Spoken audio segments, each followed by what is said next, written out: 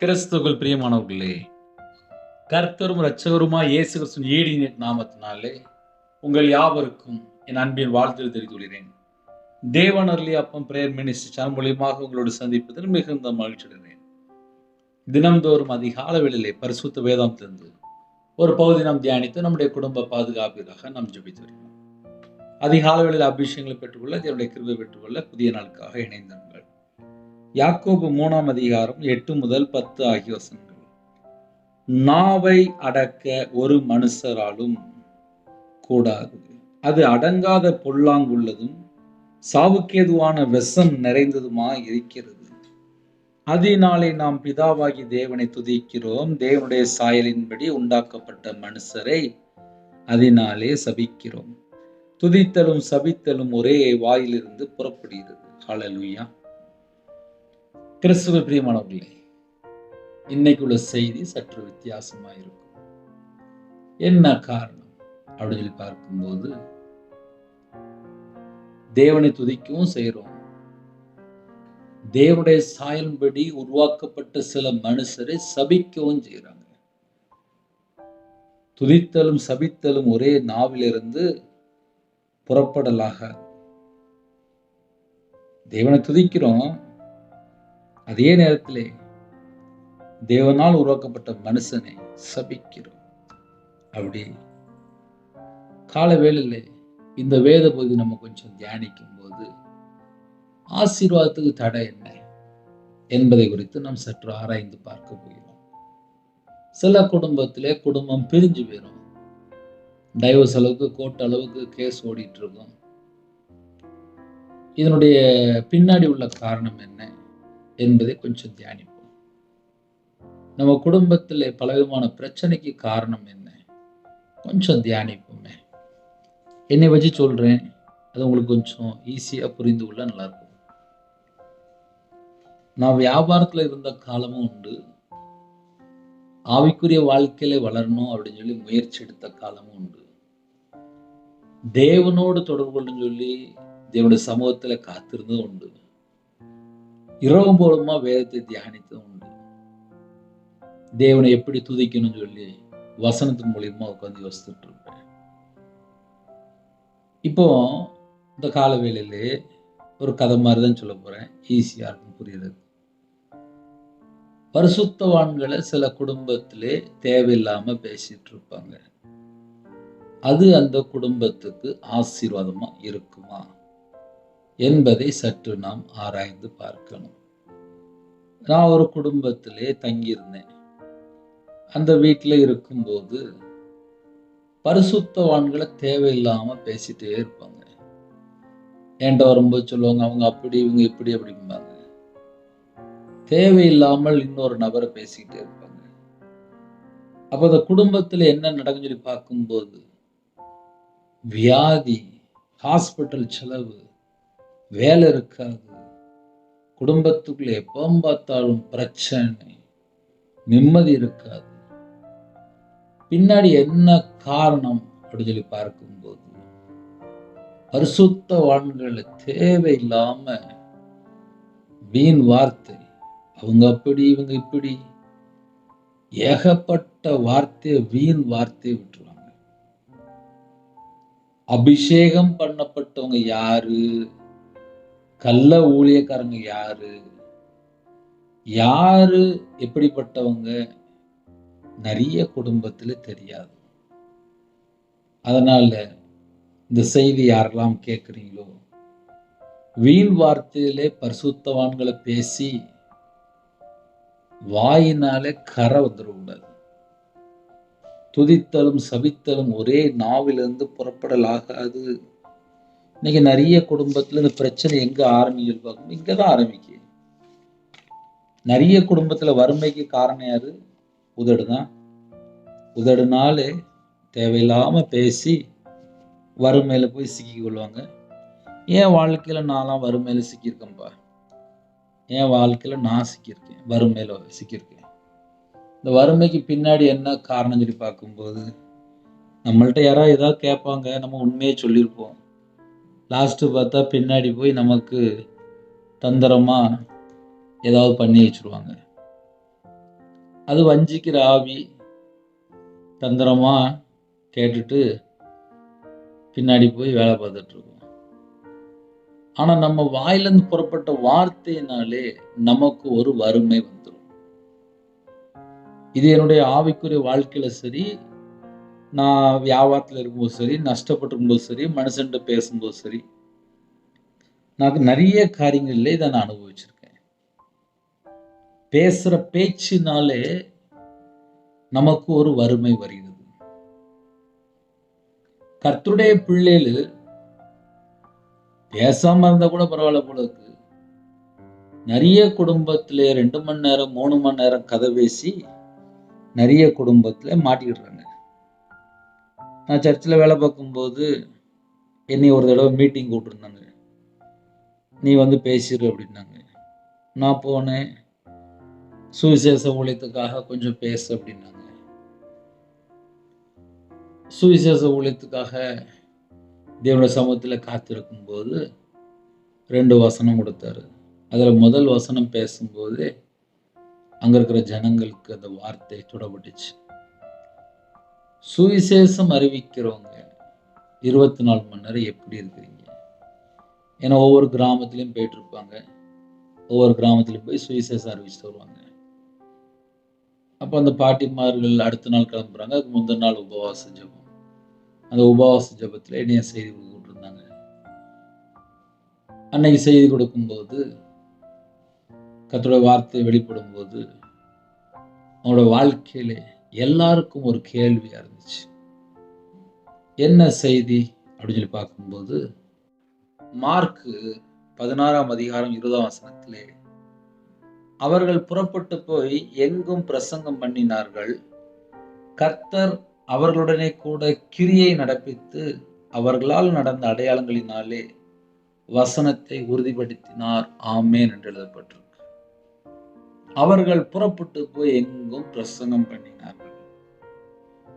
இந்த வசனம் நம்ம பேசும்போது பார்த்தா ஆமா சுவிசேஷ ஊழியத்துக்காக போறாங்க. அப்ப அன்னைக்கு இந்த செய்தி கொடுத்தாங்க, கரெக்டு தான் அப்படின்னு சொல்லி நம்ம எல்லாருமே சொல்லிடலாம். ஏன்னா சில குடும்பத்துல சுவிசேஷ ஊழியத்துக்கு போயிட்டு இருப்பீங்க, வசனத்துடைய ஆழம் உங்களுக்கு தெரியும், அதனால ஆமேன்னு சொல்லி நம்ம பெற்றுக்கொள்வோம். ஆனால் அன்னைக்கு பேசின செய்தியிலே ஒரு முக்கியமான பாயிண்ட் என்ன தெரியுமா?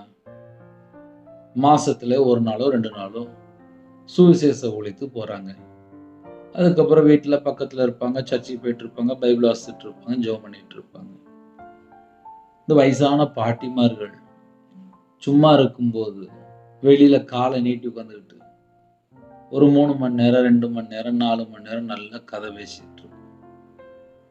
அதுல சில தேவையில்லாமல் பரிசுத்தவான்களை பேசியிருப்பாங்க, பக்கத்து வீட்டு கதையை பேசியிருப்பாங்க. அப்படிலாம் இருக்கும்போது எப்படி ஆவியில வளர முடியும்? 31 நாளும் நம்ம எப்படி வாழ்றோம் அப்படின்னு சொல்லி ஒரு மெசேஜ் அன்னைக்கு பேசிட்டு இருந்தேன். இன்னைக்கு தேதியில நம்ம ஆவிக்குரிய வாழ்க்கையில நம்ம எப்படி யோசித்து பார்க்கலாம் அப்படின்னா, நாவை அடக்க ஒரு மனுஷனாலும் கூடாது. ஒரு வீட்டுக்குள்ள புருஷன் பொண்டாட்டிக்குள்ள சண்டை வருது. இந்த சண்டைக்கு பின்னாடி முதல் ஸ்டெப் என்ன சொல்லி பார்க்கும்போது வாய். அதனால டைவர்ஸ் ஆகி பிரிஞ்சு போன குடும்பம் உண்டு, 2வது கல்யாணம் முடிச்ச குடும்பமும் உண்டு. சில குடும்பத்துல புருஷனை வேண்டாம்னு சொல்லி விட்டுட்டு ஓடின சில தாய்மார்கள் உண்டு. எனக்கு இந்த மனைவியே வேண்டாம்ப்பா அப்படின்னு சொல்லி விட்டுட்டு ஓடின கணவரும் உண்டு. சில குடும்பத்தில் எனக்கு ஃப்ரெண்டே வேண்டாம் அப்படிமா என்னன்னு சொல்லி கேட்டா இவங்க ரொம்ப அமைதியா இருப்பாங்க. கூட இருக்கவங்க பார்த்தா ரொம்ப தேவையெல்லாம் பேசிட்டு இருப்பாங்க. நாவை அடக்க ஒரு மனுஷனாலும் கூடாது. பேசுற பேச்சு தேவனுடைய நாமம் மகிமைப்படுற மாதிரி இருந்துச்சு அப்படின்னா அவங்க இருக்கிற இடத்திலே ஒரு அதிசயம் நடக்கும், ஒரு அற்புதம் நடக்கும், கர்த்தருடைய வல்லமை வெளிப்படும். ஆனா 24 மணி நேரம் வாழ்க்கையில செல்போன்ல ஒரு 3 மணி நேரம் 6 மணி நேரம் உட்கார்ந்து இருக்கிறாங்க. அவங்க போய் பக்கத்து வீட்டிலேயோ இல்ல சொந்தக்காரன்கிட்டயோ இல்ல புருஷன்கிட்டயோ மனைவிட்டையோ கதை பேசும்போது அவங்க எதை பேசுவாங்க? நான் யூடியூப்ல இதை பார்த்தேன், நான் வாட்ஸ்அப்ல இதை பார்த்தேன், நான் ஃபேஸ்புக்ல இதை பார்த்தேன், நான் இன்ஸ்டாகிராம்ல இதை பார்த்தேன், நான் நியூஸ் இதை பார்த்தேன் அப்படின்னு சொல்லி பார்த்ததை தான் பேசிட்டு இருப்பாங்க. நாவை அடக்க ஒரு மனுஷனாலும் கூடாது. ஒரு குடும்பத்திலே கடந்த வாரத்திலே ஒரு கேள்வி கேட்டாங்க. அது ஆவிக்குரிய கேள்வி கேட்ட மாதிரி இருந்துச்சு. அதே நேரத்திலே அவங்க பேசின வார்த்தை சரியில்லை அப்படின்னு சொல்லி முதல் வார்த்தையிலே கண்டுபிடிச்சுக்கிட்டேன். காரணம் என்ன? நான் பைபிள் வாசிக்கிறதுனால அவங்க என்ன பேசுறாங்கன்னு தெரியுது. இன்று எத்தனையோ குடும்பத்துல பைபிள் வாசிக்காம இருக்கிறாங்க. எதை நம்ம நாவல இருந்து பேசணும், எதை பேசக்கூடாது, அது நிறைய குடும்பத்துல தெரிய மாட்டேங்குது. வீட்டுல மனைவியை சமாளிக்கிறதுக்கு போய் பேசிடுவாங்க, கடன்காரனை சமாளிக்கிறதுக்கு போய் பேசிடுவாங்க, வீட்டுல கடன் அடைக்க முடியாம இருக்கும் அதுக்கு ஒரு பொய் பேசிடுவாங்க. அது காலையில இருந்து ராத்திரி வரையே டிசைனா கலர் கலரா வகை வகையா பொய் பேய்கிட்டே தான் இருக்கும். அது நிப்பாட்டவே மாட்டாங்க. ஐயோ நான் பொய் பேசுற தப்புன்னு சொல்லி உணரவும் மாட்டாங்க. இதெல்லாம் டெய்லி அப் டு டேட்ல நடக்கிற ஒவ்வொரு வீட்டில் உள்ள காரியத்தை சொல்லிட்டு இருக்கேன். நாவை அடக்க. சில குடும்பத்திலே வாயில கொஞ்சம் விஷம்தான் வச்சிருப்பாங்க. இப்போ என் வாழ்க்கையில நான் வியாபாரத்தில் இருக்கும்போது நான் சாஃப்ட் கிடையாது, ஹார்டு. என்னோட வாழ்க்கையில நான் சின்ன வயசுல நான் வேலை பார்த்ததுனால எனக்கு வேலை பார்க்க தான் தெரியும். வேலை பார்க்குற மைண்ட் செட்டிங் தான் இருக்கும். அதனால நான் எப்பவும் பேசினாலுமே கடினமான ஒரு டீச்சிங்காக இருக்கும், கடினமான சில காரியமாக இருக்கும். ஆனாலும் கர்த்தருடைய அன்பை ருசி பார்த்த பின்பாக ஆவிக்குரிய வாழ்க்கையிலே ஆசீர்வாதம் என்னன்னு சொல்லி பார்க்கும்போது கல்வாரி அன்பினாலே நிரப்பினார். அதுக்கப்புறம் என்னோட சுபாவத்தை கொஞ்சம் கொஞ்சமா மாற்றி எனக்குள்ள ஆவிக்குரிய வாழ்க்கையில வளர்க்க நிறைய காரியங்களை கற்றுக் கொடுத்தார். இன்னைக்கு ஒரு குடும்பத்துல என்ன இல்லை அப்படின்னா, அன்பு பார்க்க முடியல, அக்கிரமம் இருக்கு. ஒரு மனுஷனோட வாழ்க்கையில அக்கிரமம் இருக்கும்போது அவங்க பேசுற பேச்சுல அன்பு இருக்காது. அதே நேரத்துல ஒரு குடும்பத்துல அன்பு இருக்கும்போது அவனோட வாழ்க்கையில அக்கிரமம் இருக்காது. ஒரு மனுஷனோட வாழ்க்கையில தந்திரம், ஏமாத்துற சுபாவம், வஞ்சிக்கிற ஒரு கேரக்டர் இருந்துச்சு அப்படின்னா அவங்க பேசுற எல்லா வார்த்தையும் பொய் தான் இருக்கும். நான் மறுபடியும் சொல்றேன், ஒரு குடும்பத்திலே எப்ப பார்த்தாலும் பொய் பேசுறாங்களா? எப்ப பார்த்தாலும் வாயை திறந்த பொய் தான் பேசிட்டு இருக்காங்களா?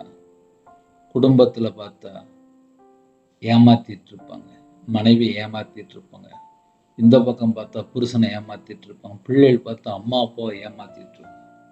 இதெல்லாம் என்ன அர்த்தம் அப்படின்னா, வஞ்சிக்கிற ஆவி, தந்திரமான ஆவி, மோசம் போக்குற ஆவி.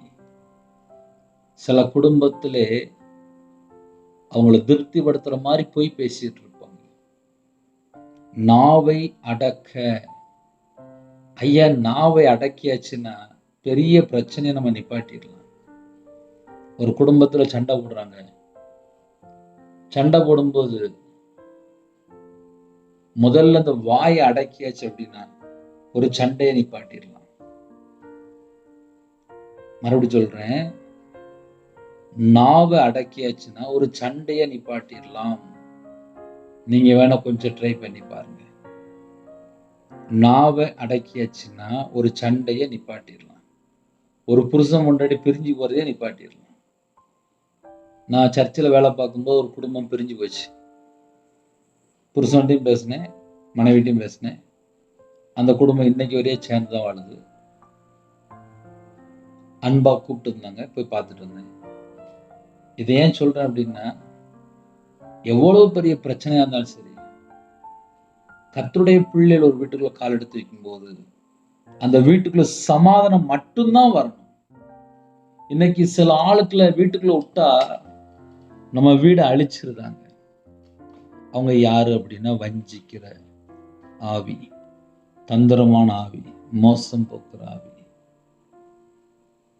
தேவன் ஒரு வீட்டுக்குள்ள வரும்போது சமாதானம் இருக்கும்.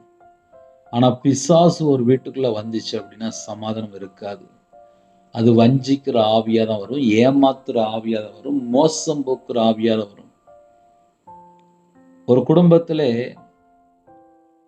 வீட்டுக்குள்ள என்ன பிரச்சனை சொல்லி பார்க்கும்போது ஒரு வீட்டுல சொன்னாங்க, அவங்க அம்மா வந்தாலும் பிரச்சனை வருது, எங்க அம்மா வந்தாலும் பிரச்சனை வருது. நாங்க வீட்டுல இருந்தா பிரச்சனையே வரமாட்டுது அப்படின்னாங்க. இப்படியே சொன்னாங்க. அப்ப என்னன்னு சொல்லி கேட்டேன். அவங்க அம்மா அப்பா வரும்போது ஒண்ணு செய்ய சொல்றாங்க. எங்க அம்மா வரும்போது அவங்க ஒண்ணு செய்ய சொல்றாங்க. ஆக மொத்தம் எங்க வீட்டுக்குள்ள ஒரே குழப்பமா தான் இருக்கு அப்படின்னாங்க. என்ன குழப்பம் அப்படின்னா, நாங்க இருக்கும்போது பார்த்தா நார்மலா வாழ்ந்துட்டு இருக்கோம். அவங்க வந்த உடனே வீடையே மாத்துறாங்க. எங்களால முடியல அப்படிங்கிறாங்க. நாவை அடக்கியாச்சு அப்படின்னா, ஒரு வீட்டுக்குள்ள பிரச்சனையே வராது. இன்னைக்கு யாராவது வீட்டுக்குள்ள வந்தா, அந்த வீடு ஃபுல்லா பிரச்சனையா மாறிடுது. ஏன் பிரச்சனையா மாறுதுன்னு சொல்லி பார்க்கும்போது, வந்த நபர், வந்தவங்க நம்ம வீட குழப்புறாங்களா? இல்ல நம்ம வீட்டுக்குள்ள சமாதானத்துக்காக பேசுறாங்களா? சமாதானம் பண்ணுகிறவர்கள் தேவனுடைய புத்திரர் என்னப்படுவார்கள். ஒரு குடும்பத்தை குழப்புறாங்க அப்படின்னா, அது குழப்புற ஆவி. இன்னைக்கு நிறைய குடும்பத்துல ஆவியில கண்டுபிடிக்காம இருக்கிறாங்க. என் வாழ்க்கையில நான்லாம் பல லட்சம் நஷ்டப்பட்டிருக்கேன். நல்லவங்க நினைச்சு உள்ள விடுவோம். ஆனா வீட்டுல உள்ள எல்லாத்தையும் தூக்கிட்டு போறாங்க. குடும்பத்தை அழிக்கிறதுக்கு தான் பிசாசு வரும். திருடன் திருடவும், கொல்லவும், அழிக்கவும் வருகிறானே அன்றி அவன் வேற ஒன்றுக்கும் வரான். அப்போ ஒரு வீட்டுக்குள்ள வந்த நபர் நம்ம எப்படி கண்டுபிடிக்கலாம் அப்படின்னா, தேவனுடைய பிள்ளையா இருந்தால் வீட்டுக்குள்ள சமாதானம் இருக்கும். தேவனுடைய பிள்ளையா இல்லை அப்படின்னா அந்த வீட்டுல திருடுவாங்க, கொள்ளையடிப்பாங்க, அழிப்பாங்க. திருடுவாங்கன்னா எதை திருடுவாங்க? வீட்டுல இருக்கிற அந்த வாட்சி, அந்த பணம், நகை அப்படி கிடையாது. ஆவிக்குரிய ஆசீர்வாதத்தை திருடிடுவாங்க. ஆவிக்குரிய நன்மையை தேவன் நமக்கு தந்திருப்பார், அது திருடிடுவாங்க. இவங்களாம் யாருன்னா பிசாசுக்கு வேலைக்காரங்க. திருடன் திருடவும், கொல்லவும், அழிக்கவும். முதல்ல திருடன் ஆசீர்வாதத்தை திருடிடுவான். ரெண்டாவது திருடன் திருடவும், கொல்லவும். கொல்ற அளவுக்கு பிளான் பண்ணிட்டே இருப்பான். கொல்ல முடியலையா, அழிச்சிடணும். ஒரு குடும்பத்தை அழிச்சிடணும். ஒரு குடும்பத்தை அழிக்கணும்னு நினைக்கிறாங்கனாலே அது பிசாசு. அப்ப நாவை அடக்க ஒரு மனுஷனாலும் கூடாது அப்படின்னா, எந்தெந்த விஷயத்துல நாவை அடக்கணும்னு சொல்லி முதல்ல நம்ம கண்டுபிடிக்கணும். இப்ப என் வாழ்க்கையில நான்லாம் வியாபாரத்துல இருந்து வந்ததுனால வீண் டாக் அப்படிம்பாங்க, தேவையில்லாம பேச்சு, இதனால நிறைய நஷ்டப்பட்டிருக்கேன். அப்ப கையில பைபிள் எடுத்து வாசித்து பார்க்கும்போது எதனால நஷ்டம் வருது, எதனால வறுமை வருது, எங்க பிரச்சனை வருதுன்னு சொல்லி பார்க்கும்போது வீண் வார்த்தை. ஒரு பரிசுத்தவான்கள் ஏதாவது நம்ம பேசிட்டோம் அப்படின்னா நம்ம அந்த இடத்துல குறைவு வந்துருது. தேவன் தான் ஒரு குடும்பத்திலே ஒருத்தங்களை பிரித்து எடுத்து அபிஷேகம் பண்ணினார். தேவனால் தெரிந்து கொள்ளப்பட்டவங்களை எப்படி நம்ம கண்டுபிடிக்கணும் அப்படின்னா, அவங்க நம்ம வீட்டுக்குள்ள வரும்போது தேவ சமாதானம் இருக்கும். ஒரு வீட்டுக்குள்ள பிசாசு வந்துட்டான் அப்படின்னா அந்த வீட்டுக்குள்ள தேவ சமாதானமே இருக்காது. அப்பவே நம்ம கண்டுபிடிக்கலாம், நம்ம வீட்டுக்கு வந்தது தேவனுடைய பிள்ளை இல்ல, பிசாசு அப்படின்னு இப்படியே நம்ம கண்டுபிடிக்கணும். நாவை அடக்க ஒரு மனுஷனாலும் கூடாது. நாவை அடக்க. நாவை உண்மையிலே அடக்கிட்டான் அப்படின்னா அந்த குடும்பம் தீர்காயுஷ்தான்ப்பா. அந்த குடும்பத்துல வறுமை வராது, அந்த குடும்பத்துல நஷ்டம் வராது, அந்த குடும்பத்துல ஃபெயிலியர் மாடல் இருக்காது. ஏன்னா அவங்க பேசாம ஸ்பிரிச்சுவல்ல கன்வெர்ட் ஆயிட்டு போயிட்டே இருப்பாங்க. ஏன்னா நாவை அடக்கிட்டாங்கல்ல. தேவனை துதிக்கிற பிள்ளைகளு மனுஷனை சபிக்க மாட்டாங்கல்ல. மனுஷனை சபிக்கிறாங்க அப்படின்னாலே அது பிசாசு. இப்போ நீங்க கண்டுபிடிக்கலாம் எந்தெந்த வீட்டுக்குள்ள மனுஷனை சபிச்சுட்டு இருக்கிறாங்க. சில வீட்டுல மாமியாரை சபிப்பாங்க, மருமகளை சபிப்பாங்க, மருமகனை சபிப்பாங்க, வீட்டுல இருக்க பிள்ளைகளை சபிச்சுட்டு இருப்பாங்க. நீ எல்லாம் உருப்பிடுவியா, நீ எல்லாம் விளங்குவியா அப்படின்னு சொல்லி சபிச்சுட்டு இருப்பாங்க. அந்த 2 வார்த்தை ஏன் சொல்லிதரேன் அப்படின்னா, சில வீட்டுல பிள்ளைகளை இப்படிலாம் கூப்பிடுவாங்க. சில வீட்டுல பிள்ளைகளை நாய, மாடு, பன்னி இப்படிலாம் சில வேர்டு யூஸ் பண்ணுவாங்க. அப்போ அந்த ஆவிகள் தான் அந்த வீட்டுக்குள்ள வரும். ஒரு பாஸ்டர் ஒரு பிசாசை விரட்டிட்டு இருந்தாரு. அப்ப அந்த பாஸ்டர் பிசாசை விரட்டும் போது அந்த சகோதரிக்குள்ள இருந்து அந்த பிசாசு போகவே மாட்டுது. அப்ப பாஸ்டர் கேட்டாரு, ஏன் போக மாட்டுக்கு அப்படின்னு சொல்லி கேட்டாரு. உடனே அந்த சகோதரி சொன்ன, அவங்களோட அம்மாவை கூப்பிடுங்க, எங்க அம்மாவை கூப்பிடுங்க. எங்க அம்மா பாவ மன்னிப்பு அறிக்கை பண்ணுன்னா நான் போயிருவேன் அப்படின்னு சொல்லி அந்த மகள் சொன்னான். அப்ப அந்த மகளை கூப்பிட்டு, ஏம்மா பிசாசு வரட்டுன்னா உங்களை முதல்ல கூப்பிடுது, என்ன நடந்துச்சு, நீங்க என்ன பண்றீங்க அப்படின்னு சொல்லி கேட்டதுக்கு, பாஸ்டர் நான் ஒண்ணுமே பண்ணல பாஸ்டர், நான் ஒண்ணுமே பண்ணல பாஸ்டர் அப்படின்னு சொல்லி அந்த தாயார் பேசிட்டு இருக்கிறாங்க. அந்த மகள் பார்த்தா 12th படிக்கிற மகள். ஆனா 12th படிக்கல, 10th அப்புறம் அந்த பிள்ளையால ஸ்கூலுக்கே போக முடியல. 3 வருஷம் ஆச்சு. அப்ப என்னன்னு சொல்லி கேட்கும்போது, இந்த பிள்ளை வந்து ஸ்கூலுக்கு போக மாட்டேக்கான்னு சொல்லி இப்படிதான் கம்ப்ளைண்ட் வந்துட்டு இருக்கு. ஆனா உள்ள இருக்கிற பிசாசு சொன்னுச்சு, இந்த வாலிப மகள் ஒரு நாள் வெளியில விளையாண்டுட்டு இருந்தா, நான் ரோட்ல அந்த பக்கம் அப்படியே போயிட்டு இருந்தேன், சனியனே உள்ள வா அப்படின்னு சொல்லி இந்த தாயை கூப்பிட்டுச்சு. அந்த மக வீட்டுக்குள்ள வந்தா, அந்த மகளுக்குள்ளோட நான் வீட்டுக்கு வந்துட்டேன். இப்படிதான் நான் அந்த வீட்டுக்குள்ள வந்தேன். இந்த மகள்கிட்ட நான் 3 வருஷமா இருக்கிறேன். நான் ரோட்ல போயிட்டு இருந்தேன், சனியனே உள்ளவா அப்படின்னு சொல்லி மகளை கூப்பிட்டாங்க. நான் ரோட்ல போயிட்டு இருந்தேன், இவளுக்குள்ள வந்துட்டேன். இப்போ இந்த அம்மா என்னை போச்சோன்னா நான் போயிடுவேன் அப்படின்னு சொல்லிச்சு. அந்த அம்மா அதுக்கப்புறம் அழுது மனம் திரும்பி ஜெபம் பண்ணதுக்கப்புறம் தாழ்த்தினதுக்கப்புறம் இந்த பிசாசு விட்டு போயிட்டு. அப்ப சில வார்த்தைகள் சொல்லும் போது சிலருக்குள்ளே அந்த பிசாசு போயிருது. துதித்தலும் சபித்தலும் ஒரே நாவிலிருந்து புறப்படலாக, துதித்தலும் சபித்தலும் ஒரே வாயிலிருந்து புறப்படுகிறது. இன்னைக்கு நிறைய குடும்பத்துல என்ன பிரச்சனை? இதான் பிரச்சனை. பிதாவாகி தேவனை துதிக்கிறோம், தேவனுடைய சாயல்படி உண்டாக்கப்பட்ட மனுஷரை சபிக்கிறோம். மனுஷனை சபிக்கிறதுக்கு யாருக்குப்பா அதிகாரம் கிடையாது? யாருக்குமே அதிகாரம் இல்லை. யாரையும் திட்டுறதுக்கோ சபிக்கிறதுக்கோ அதிகாரம் கிடையாது. பைபிள்ல இதுதான் நமக்கு சட்டம். எல்லாரையும் மன்னிக்கணும், மன்னிக்கணும். தீமைன்னு இருக்கா, பொல்லாப்புன்னு இருக்கா, விட்டு விலகிடணும். கர்த்தருடைய பிள்ளைகள் யாரையாவது சபிச்சிங்களா? தப்பு, தப்பு. பைபிள் பிரகாரம் தப்பு. துதித்தலும் சபித்தலும் ஒரே வாயிலிருந்து புறப்படுகிறது. ஒரே வாயிலிருந்து புறப்பட்டதுக்கு அப்புறம் அந்த குடும்பத்துக்குள்ள ஆட்டோமேட்டிக்கா அங்க பிசாசு தான் உள்ள இருக்கும். ஏன்னா சபிக்கிறது யார் சபிப்பா? பிசாசு தான் சபிச்சிட்டு இருக்கும். கர்த்தருடைய பிள்ளைகள் ஆசீர்வாதத்தை மட்டும்தான் கூறுறதுக்கு மட்டும்தான் நமக்கு அழைப்பு.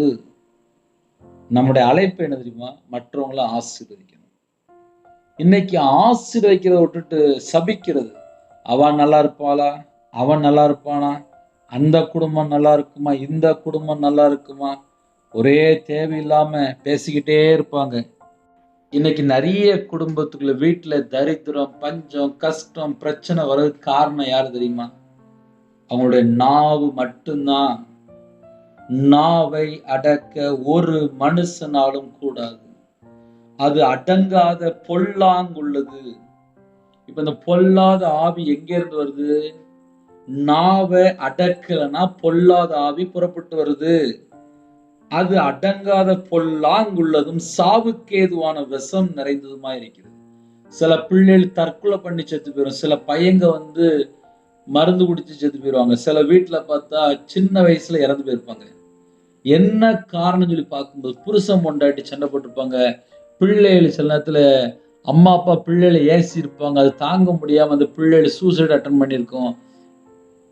சில குடும்பத்துல என்ன நடக்கும் அப்படின்னா, நாளா இனிமேல் ஏன் வாழணும், நான் செத்து போயிடலாமே, எனக்கு வாழ பிடிக்கல, எனக்கு அப்படி பிடிக்கல, இப்படி பிடிக்கலன்னு சொல்லி சில வாலிப பிள்ளைகள், சில கல்யாணம் முடிஞ்சவங்க, சில கொஞ்சம் வயசு உள்ளவங்க பயத்து நிமித்தமா நிறைய காரியத்தோட சொல்லியிருப்பாங்க.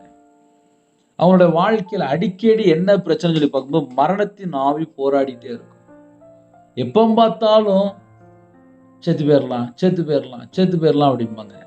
அதுக்கு பின்னாடி என்ன அர்த்தம் இருக்கு அப்படின்னா, சாவுக்கேதுவான விஷம் வாயில குப்பி மாதிரி இருக்கு. விஷ குப்பி மாதிரி வாயில இருக்கு. சாவுக்கேதுவான விஷம் நிறைந்ததுமா இருக்கிறது. எது? நாவு. நாவை அடக்கலன்னா சீக்கிரம் செத்து போயிடும். சில குடும்பத்துல ஊர்ல சண்டையே நடக்கும். என்னன்னு சொல்லி பார்க்கும்போது அது வீட்டுல ஏதாவது சும்மா சண்டை போட்டிருப்பாங்க. அதை லாஸ்ட் பார்த்தா தெருச்சண்டை, அப்புறம் ஊர் சண்டை, அப்புறம் பெரிய சண்டையா மாறிடும்.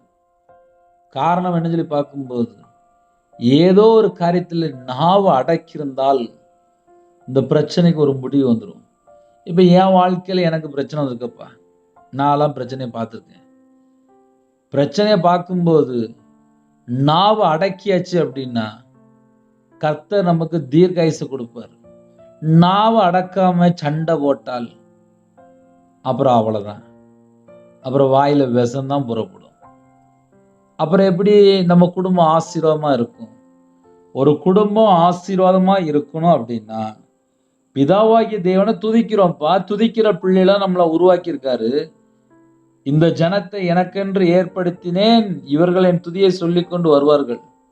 நம்ம எல்லாருமே துதிக்கிற பிள்ளைகள் தான்ப்பா, அதுல எந்த சந்தேகமும் கிடையாது. ஆனா துதித்தலும் சபித்தலும் ஒரே வாயிலிருந்து புறப்படுகிறதே அப்படிங்கிறாரு. ஏன் அப்படி சொல்றாரு? தேவனை துதிக்கிறாங்க. தேவனால் உருவாக்கப்பட்ட பிள்ளைகளை, அபிஷேகம் பண்ணப்பட்ட பிள்ளைகளை, விசுவாசிகளை, நீதிமானை, பரிசுத்தவான்களை தேவையில்லாம வீண் வார்த்தை பேசி அவங்களோட வாழ்க்கையில அவங்களாவே சாபத்துக்குள்ள போயிருந்தாங்க. சாபத்துக்குள்ள போறதுக்கு வேற யாரும் காரணம்லாம் கிடையாது. வாயில பேசுற வார்த்தை வீண் வார்த்தை. இந்த வீண் வார்த்தையினால் எத்தனை குடும்பம் பிரச்சனை தெரியுமா? நல்லா யோசித்து பாருங்க. சில குடும்பத்திலாம் தெரியும், புருஷன் வேற யாரையோ தப்பா பேசிட்டு இருப்பாங்க, மனைவி வேற யாரையோ தப்பா பேசிட்டு இருப்பாங்க, வீட்டில் வயசான பாட்டிமா இருக்கும், அவ அப்படி, இவ இப்படி, இவன் அப்படி, அவன் அப்படி அப்படிம்பாங்க. ஆக மொத்தம் அந்த வீட்டுக்குள்ள போய் பார்த்தா தரித்திரம் தான் இருக்கும். கையில 10 ரூபா கூட இருக்காது. என்னன்னு சொல்லி பார்க்கும்போது வீட்டில் பரிசுத்தவான்களை தேவையில்லாம தப்பா பேசி, ஊழியக்காரங்களை தப்பா பேசி அந்த வீடு பார்த்தா தரித்திரமா இருக்கும், சாபத்துல இருக்கும். என்ன காரணம்? வாயில பேசுற வார்த்தை ரொம்ப முக்கியம். துதித்தலும் சபித்தலும் ஒரே வாயிலிருந்து புறப்படுகிறது. அழகா மறுபடியும் மறுபடியும் தியானிச்ச கூட அவ்வளோ பாயிண்ட் இருக்கு. நாவை அடக்க. ஐயா, நாவை அடக்குனா குடும்ப ஆசீர்வாதம். நாவை அடக்காம வீட்டுல சண்டை போட்டு அலைஞ்சா குடும்பம் 2ஆ பிரிஞ்சு போயிடும். யாராவது ஒரு ஆள் நாவை அடக்கியாச்சு அப்படின்னா பிரச்சனைக்கு முடிவு வந்துடும். இல்ல, நாளை அடக்க மாட்டேன், நாளா வீட்டுல சண்டை தான் போடுவேன். சண்டை போடுங்க, அந்த வீட்டுக்குள்ள போய் பார்த்தா நஷ்டத்துல இருப்பாங்க. வீட்டுல 4 பொருள் உடைஞ்சிரும், வீட்டுல பேசுறதுக்கு ஆள் இருக்காது, அப்புறம் அனாதையா இருப்பாங்க, அப்புறம் தனிமையில இருப்பாங்க, அப்புறம் கண்ணீர் வடிப்பாங்க, அப்புறம் எனக்கு யாருமே இல்லை அப்படிம்பாங்க. இதுக்கெல்லாம் பின்னாடி என்ன காரணம் சொல்லி பார்க்கும்போது எங்கேயோ ஒரு இடத்துல நாவை அடக்காமல் இருந்திருப்பாங்க. நாவை அடக்க ஒரு மனுஷனாலும் கூடாது, அது அடங்காத பொல்லாங்குள்ளதும். அப்போ நாவுல என்ன இருக்கு அப்படின்னா பொல்லாங்குள்ள விஷம் இருக்குன்னு அர்த்தம். அது சாவுக்கு ஏதுவான விஷமா. அப்ப விஷம் எங்கப்பா இருக்கு அப்படின்னா, வழக்கமா நம்ம சும்மா சொல்லுவோம் பாம்புட்டு தான் விஷம் இருக்கு அப்படிம்போம். ஆனா இங்க போட்டிருக்கு நாவுல விஷம் இருக்கும்.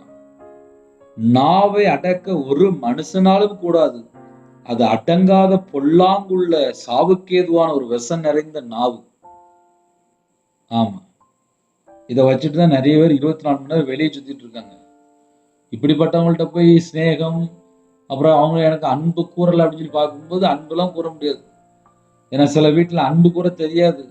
ஏன்னா அவங்க வாயில விஷ குப்பியை வச்சுட்டு அலைவாங்க. பொல்லாத நிறைந்த அந்த நாவு விஷம்தான் இருக்கும். அவங்கள்ட்ட போய் எப்படி நம்ம அன்பு பார்க்க முடியும், அன்பு எதிர்பார்க்க முடியும்? அதனால துதித்தலும் சபித்தலும் ஒரே வாயிலிருந்து புறப்படுகிறது அப்படின்னு சொல்லி முடிச்சிட்டாரு. அப்படின்னா என்ன அர்த்தம் அப்படின்னா, தேவனை துதிக்கிறோம், தேவனுடைய சாயலா உருவாக்கப்பட்ட மனுஷனை சபிக்கிறோம். சபிக்கிற ஒரு நாவு நமக்குள்ள இருந்துச்சு அப்படின்னா நம்ம வீட்டுல தரித்திரம், பஞ்சம், கஷ்டம், பிரச்சனை, நிம்மதி, ஒரு தீர்க்காயுசு இருக்காது. வியாதி, படுத்த படுக்கை எல்லாம் உள்ள வந்துடும். ஒரு வீடு முழுதும் நிம்மதி இல்லாத சூழ்நிலை இருக்கும். ஏன்னா தேவனுடைய சாயலின்படி உருவாக்கப்பட்ட மனுஷனை சபித்து கொண்டிருப்பாங்க. பக்கத்து வீட்டுல இருக்கிற யாரையோ, ஒரு வயசான பாட்டியோ, இல்ல ஒரு பரிசுத்தவான்களையோ, இல்ல ஒரு நீதிமானையோ, யாரையோ ஒருத்தவங்களை தேவையில்லாம இங்க இருந்து வாயில அப்படியே தூசணமான வார்த்தை பேசிக்கொண்டே இருப்பாங்க. அது பிசாசு. எப்பெல்லாம் மற்றவங்களை தூசணமான வார்த்தை பேசுறாங்களோ அது பிசாசு. ஒருவேளை காலைவேளை இந்த செய்தி கேட்டோன்னே யோசிக்கலாம், எங்க வீட்டுல 2 பேர் அப்படித்தானே பேசிட்டு இருக்காங்க, எப்ப பார்த்தாலும் இந்த பக்கத்து வீட்டுல தேவையில்லாம தூசித்து அவ விளங்குவாளா, அவன் உருப்படுவான்னு சொல்லி பேசிட்டு இருக்கான்னு சொல்லி ஒருவேளை வீட்டில் யாராவது இருந்தால், தேவனால் உருவாக்கப்பட்ட பிள்ளைகள் அப்படி பேச மாட்டாங்க. தேவனால் உருவாக்கப்பட்ட பிள்ளைகள் மற்றவங்களை ஆசீர்வதிப்பாங்க. பிசாசினால் உருவாக்கப்பட்ட ஒரு மனுஷன் இருக்கான், அவன் மற்றவங்கள தூசித்துட்டே இருப்பான். ஏன்னா அவன் பிசாசனுடைய மேனுஃபேக்சர். அதனால இந்த செய்தி நம்ம கொஞ்சம் ஆழமாக தான் தியானிச்சிருக்கோம். வாயில நிறைய விஷம் வச்சுட்டு அலைகிறாங்க. வாயில நிறைய அடங்காத பொல்லாத ஒரு விஷம், சாவுக்கு ஏதுவான விஷமா. அவங்க பேசினா செத்தே போயிடலாம், அப்படி ஒரு விஷம் வச்சிருப்பாங்க வாயில. இந்த செய்தி இப்படி இருக்கு. ஒருவேளை தேவையில்லாம வாயில யாரையாவது சபிக்கிற வார்த்தை, தூசணமான வார்த்தை, கோபத்தில் ஏதாவது பேசுறீங்க அப்படின்னா தேவனுடைய சமூகத்தில் அர்ப்பணிங்க. கர்த்தர்ட்ட பாவ மன்னிப்பு பெற்றுக்கொள்ளுங்க. மற்றவங்களை ஆசீர்வதிங்க, சபிக்காதீங்க. சபிக்கிற பிள்ளைகளா இருந்தால் அந்த வீட்டில் பொல்லாத ஆவிதான் இருக்கும். முதல்ல அதை தெரிந்து கொள்ளுங்க. ஒரு பரிசுத்தவான நான் ஓயாம தப்பா பேசிட்டே இருக்கிறேன் அப்படின்னா அந்த இடத்துல பொல்லாத ஆவி இருக்கும்.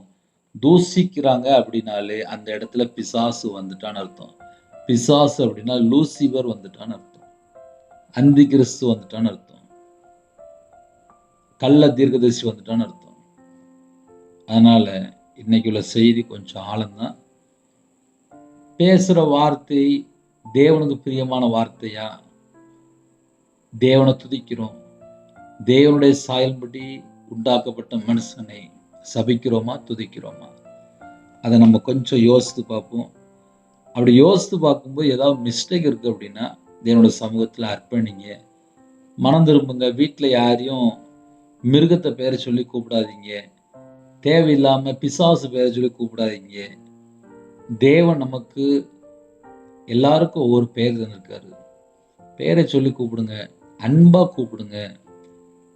தேவனுடைய சாயலின்படி உருவாக்கப்பட்ட மனுஷன், நம்ம தேவனை துதிக்கிறோம், நம்ம எல்லாருமே அவருடைய சாயல உருவாக்கப்பட்டிருக்கோம்.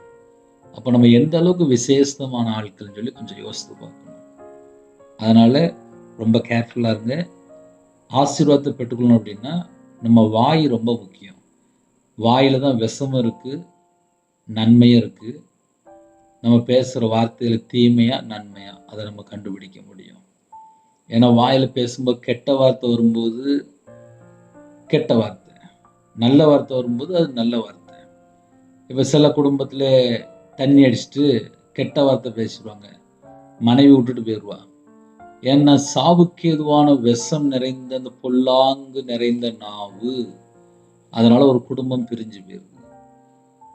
இப்படி நிறைய பாயிண்ட் சொல்லிக்கிட்டே போகலாம். அந்த நாவு ஒரு பெரிய ஒரு ஜென்ரேட்டர் மாதிரி. ஒரு குடும்பத்துல நாவை கரெக்டா யூஸ் பண்ணியாச்சு அப்படின்னா அந்த குடும்பம் நல்லா இருக்கும். என் வாழ்க்கையில் நான்லாம் ரொம்ப கஷ்டப்பட்டிருக்கேன். இந்த நாவை கண்ட்ரோல் பண்ண தெரியாம கோபத்தோட பேசுறது, இதெல்லாம் என் வாழ்க்கையில் நடந்திருக்கு. அதனால நிறைய நஷ்டம், நிறைய ஃபெயிலியர் மாடல், இதெல்லாம் என் வாழ்க்கையில் நான் அனுபவிச்சிருக்கேன். தேவையில்லாம வீண் வார்த்தை பேசும்போது பாவம் உள்ள வந்துடும். அதனால கொஞ்சம் நாவை அடக்கிறதுக்கு மட்டும் பாருங்க. ரொம்ப நேரம் பேசிட்டேன், ஒரு சின்ன ஜெபம் பண்ணி முடிக்க போறேன். கண்களை மூடி நாம் ஜெபம் செய்வோம். அன்பின் கர்த்தாவே, உம்மை நன்றியோடு துதிக்கிறோம்ப்பா. எங்களை உங்களுடைய கரத்தில் அர்ப்பணிக்கிறோம். கர்த்தர் கூட ஆசிரியங்க, இந்த நாளை பொறுப்பெடுத்துக்கொள்ளுங்க, புது கிருபை நிரப்புங்க, ஜெப விஷயம் தாங்க, கையின் கீழில் ஆசிரியங்க. இப்போ எல்லா குடும்பத்தையும் ஆசிரியங்க. பிறந்தநாள் கொண்டாடுறாங்க, திருமணம் கொண்டாடுறாங்க, அந்த குடும்பத்தை கர்த்தர் ஆசிரியங்க. யாரெல்லாம் கற்பனை ஜெபிக்கிறாங்களோ கர்த்தர் அந்த குடும்பத்தை பரிபூர்ணம் ஆசிரியங்க. மாசமா இருக்காங்க, டெலிவரி பண்ணுறாங்க, கர்த்தர் கூட இருங்க. நார்மல் டெலிவரி ஆகிட்டாங்க. பிள்ளைகளோட வாழ்க்கையில வயசு அதிகமாயிட்டு போகுது, ஏற்ற துணை ஏற்ற தேவையில சந்திங்கப்பா, கர்த்தரோட கருத்தில் அர்ப்பணிக்கணும். திருமணம் முடிந்ததுக்கு அப்புறம் நிறைய குழப்பம் இருந்துச்சு, இன்னைக்கு ஒரு செய்தி கேட்டாங்க, ஒரு மாற்றத்தை கட்டிடுங்க. சரீரத்துல பலவீனத்தோடு படுத்த படுக்கையில் யாரெல்லாம் இருக்காங்களோ உங்களுடைய தலைமுறை கரத்தினால தொட்டு சுகமாக்கித்தாங்க. பூரண வெளுத்தாங்க, பூரண ஆரோக்கியம் தாங்க, பூரண சுகம் தாங்க. யாரெல்லாம் வெளியில புறப்படுறாங்களோ, வாகனத்துல புறப்படுறாங்க, சிறு பிள்ளை முதற்கொண்டு முதியோர் எல்லாரையும் உங்களுடைய கரத்தில் முடியும். கர்த்தருடைய கரம் கூட விட்டும் எல்லாரையும் கர்த்தர் பொறுப்படுத்தணும். தேவனர்கள் அப்ப மனுஷன் நம்முடைய கரத்தில் முடியும். குறைகள் குற்றங்களை மன்னிங்க, உங்களுடைய ரத்தத்தினால கழுவி சுத்திகரிங்க. பிதா குமாரன் பரிசுத்த நாமத்தினால் முத்திரை போடட்டும். எல்லா தேச ஜனங்களும் கர்த்தர் பொறுப்படுத்துங்க. கடன்ல இருக்காங்க, கடன் பிரச்சனைக்கு ஒரு முடிவு கொண்டு வாங்க. ரிசல்ட்டுக்காக வெயிட்டிங்ல இருக்காங்க, பிள்ளைகளுக்கு ஒரு நல்ல ரிசல்ட் தாங்கப்பா. காலேஜ் எக்ஸாம் எழுதி கொண்டு வாங்க. எல்லா குடும்பத்துக்கும் கர்த்தர் ஆசீர்வதிங்க. இந்த மாசத்துல யாரெல்லாம் வெளியில அப்பா டூர் சுத்திட்டு இருக்காங்களோ எல்லா குடும்பத்துக்கும் கர்த்தர் பொறுப்படுத்துவாங்க, பாதுகாத்துவாங்க. வேற வேற நாட்டுல வேற வேற இடத்துல அப்பா சுத்திட்டு இருக்காங்கப்பா. எல்லா குடும்பத்துக்கும் ஒரு பாதுகாப்பு வேணும். முன்னும் பின்னுமா தேவதை நிப்பாட்டுங்க. இந்த மாசத்தினுடைய தேவைகள் எல்லாவற்றையும் சந்திங்க. கடன்ல கஷ்டப்படுறாங்க, அந்த குடும்பத்துக்கு ஆசீர்வாதத்தை கட்டடுங்கப்பா. கர்த்தரை விட்டு தள்ளி போற பாவம் என்னோட வாழ்க்கையில இதெல்லாம் இருக்கும், எல்லாவற்றையும் மன்னிச்சிருங்கப்பா. மன்னித்து ஆசீர்வதிங்க. உங்க நாம மகிமைப்படட்டும். இயேசு கிறிஸ்துவின் மூலம் பிதாவே, ஆமென்.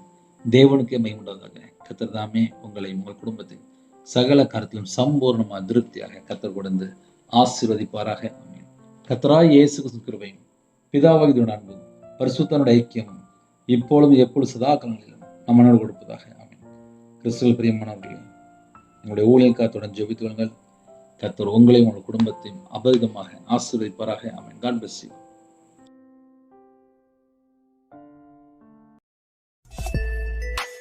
Thanks for watching. Please subscribe our channel. Click the like and share. Click the bell. God bless you.